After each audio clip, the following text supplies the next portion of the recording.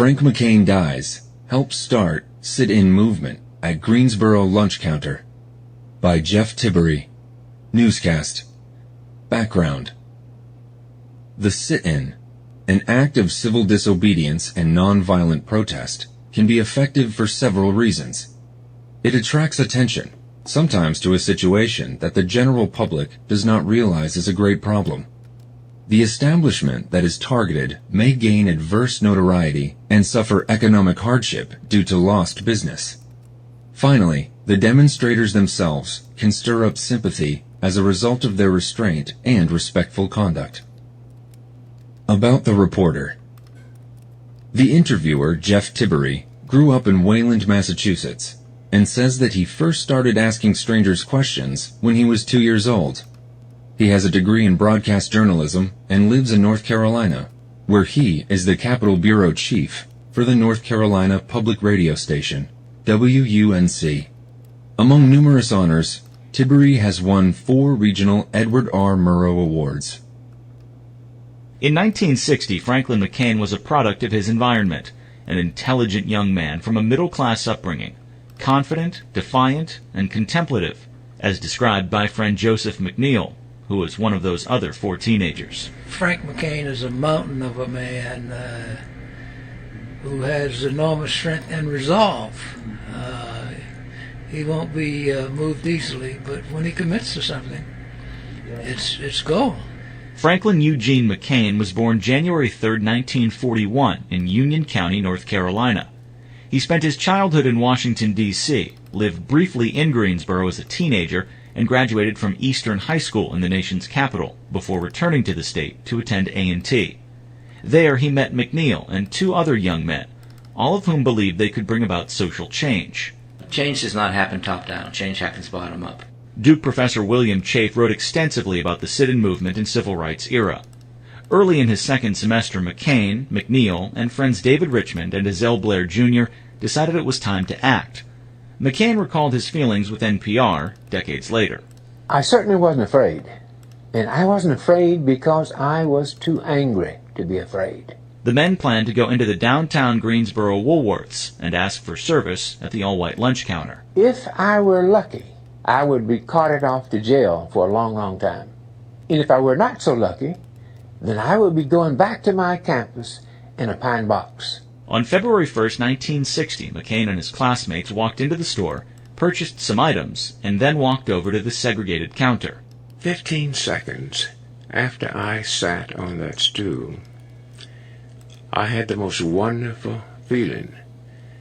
I had a feeling of liberation, restored manhood.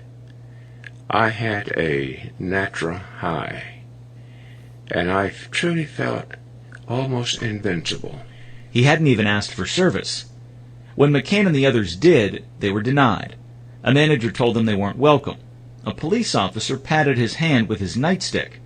The tension grew, but it never turned violent. As McCain and the others continued to sit at the counter, an older white woman who had been observing the scene walked up behind them.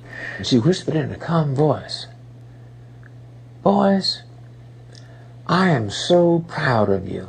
McCain was stunned, figuring the woman was upset with their actions. What I learned from that little incident was that don't you ever stereotype anybody in this life until you at least experience them and have the opportunity to talk to them.